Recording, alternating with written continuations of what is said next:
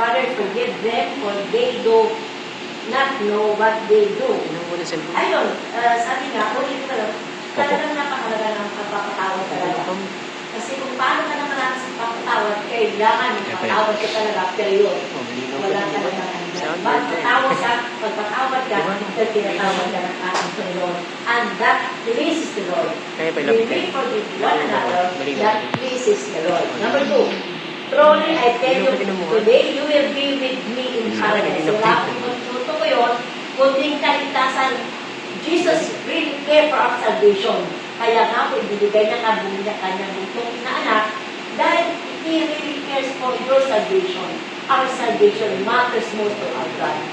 Napakahalaga po yung kaligtasan natin na kaya ibibigay niya ng todo-todo ng buong ang kanyang katawan para sa kapakanan mo.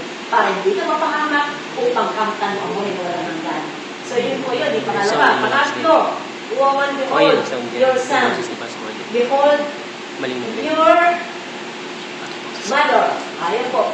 That talks about entrusting our family. You know what? Our Jesus loves family relationship. He loves his mother and he also loves his brother in Christ. Kasi tandaan po natin, he is human from that very moment. Kaya sila ng kapatid sa Lord.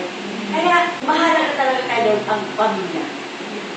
Although, siyempre, alam naman natin na siya talaga ay nag-minister siya, pero maalaan pa rin sa puso niya ang kanyang nanay sa laman. Kaya tayo rin ay magpahalaga din tayo sa ating mga kapatid, sa ating mga magulang. Atin yun eh. Mga ano natin yun, mga binigay sa atin natin, mga ating mga magulang, mga kapatid, at maging kapatid sa Panginoon. Amen. Pang-apat, my God, why have you forsaken me? Nagpapatunay lamang na dito po ay pinakita yung kanyang masidhing pagtitiis alang-alang sa kaligtasan ng tao. Pwede naman, sabi ng Bible, pwede siya magpusos ng maraming anghel para siyang i-save during that moment. Pero hindi niya ginawa dahil sa dito, pinakita dito yung pagiging nagduman siya sa laman. In his flesh, sabi, bakit mo pinabaya? Hindi ibig sabihin na pinabayaan siya na para naman ang ibig sabihin. Pinabayaan siya dahil hayaan na siya'y mamatay para sa iyo. Kasi kung hindi namatay si Kristo para sa iyo, wala lahat ng ligtasan. Wala. At magiging futile ang ating buhay. Kaya napakahalaga po itong 7 last week na pinakahalaga na. Kasi ito ang ating buhay. Ito yung buhay ng Panginoon na alay sa akin na dapat pinapahalaga natin ito tuwing ganitong panahon. Kasi ito na yung moment lang na mahal natin yung importante talaga ng Lord sa buhay natin. So, hindi siya pinabayaan dahil saan po din. Pinabayaan siya mamatay sa cross. Alang-alang sa iyo. Kasi kung siya ay nag-give up, huwag na lang ako mamatay. Wala pa kaligtasan. Saan talaga ang pagiging? Walang kaligtasan ang tao, ang humanity. At ngayon po, hallelujah, salamat sa Lord. A powerful reminder also of His death of His love to mankind. Amen. Pag-lima, I am thirst. Physical, spiritual, tulad natin. Amen. Ibig sabihin naman yan, mapatunay na siya ay composed of body, soul, spirit. Tama po? Yung kanyang physical na uhaw, and then yung spiritual, kung may naganda na siya, Diyos na nagkatawag tama, hindi tinaganda na yun, diba? Pinapatunay naman dito na siya ay may body, soul, and spirit. Kasi ang ating third tatak sa bata physical. Amen. And it is also obedience to the will of God. Amen. So tama yung sinabi natin, Sister Ama, hindi ko na mabagitin na dito sa aking notes na nauwang siya dito na talaga literal na kundi nauwang talaga sa akin. Sa akin.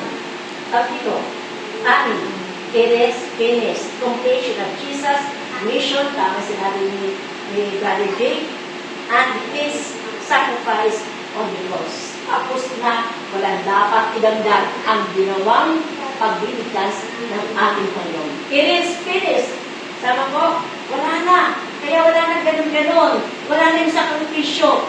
Lahat ngayon ay kinuha na ang lahat ng hirap, ang lahat ng ano pa natin, kinuha na lang, kinumpleto na lahat, wala ka na dapat idagdag kasi hindi mo kaya dagdagan ang ginawa daw ni Kristo sa krus sa Kalbaryo. Hindi mo kaya yun. At magagawa lamang po yan dahil sa pag-ibig ng Diyos sa iyo. Amen. It is finished. Wala kang dapat idagdag. Sapat na. Sapat na sapat ang ginawang sakripisyo ni Lord para sa iyo. Para sa kalayaan mo, para sa kagalingan mo, para sa buhay na wala kang ganyan. Pang last, Father, into your hands I commend my spirit. Ulitin ko po, Jesus, when he nagtatawang tao siya, of course, tulad sa atin, ano ang position ng ating may body, soul, spirit. Ano po? Yun ang ating positioning. Sinabi niya, sa iyo po itinatagubilin ang aking spirito. Yung soul and spirit, yun ang pinahalagan ni Lord. Hindi niya binanggit yung katawan niya. Bakit? Alam niya, it will, bakit sa ano? Wala naman. Pupunta sa dimension, pupunta sa dust. Mahalaga sa kanya yung spirito, pinataguli niya. In his death, sinabi niya, Lord, ang aking spirito, ikaw nang bahala. Alam ko, uuwi ako sa iyo dahil ginawa ko ang kalooban mo. Dito, pag pinapahalagan ko niya, yung spirito ni Lord at yung soul. Tayo rin, dapat pinapahalagan din natin. Sinabi kanina ni Sister Noemi, everything is useless. Of course, kasi uuwi naman yan talaga sa wala. Ito, ang mahalaga sa Panginoon, ang kaluluwa mo, ang spirito mo. Kasi yun ang wala kamatayan mo. Wala po din kamatayan. May kamatayan dito. Kaya dito, binibigyan yung halaga.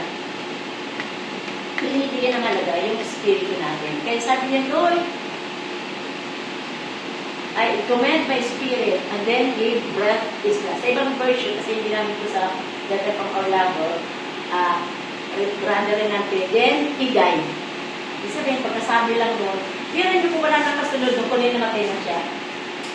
Ibig sabihin na rin yung kanyang pagpapahalaga sa kanyang kaluluwa. So, ganun din po tayo. Walang mahalaga sa atin ngayon yung spirito na siya. Kung saan tayo pupunta after our life here on earth. Yun si Lord natapos sa kanyang dito sa lupa. Pero, sabi ko nga kanina ay tulad sa atin, siya ay lumanas din ng ating body, soul, spirit.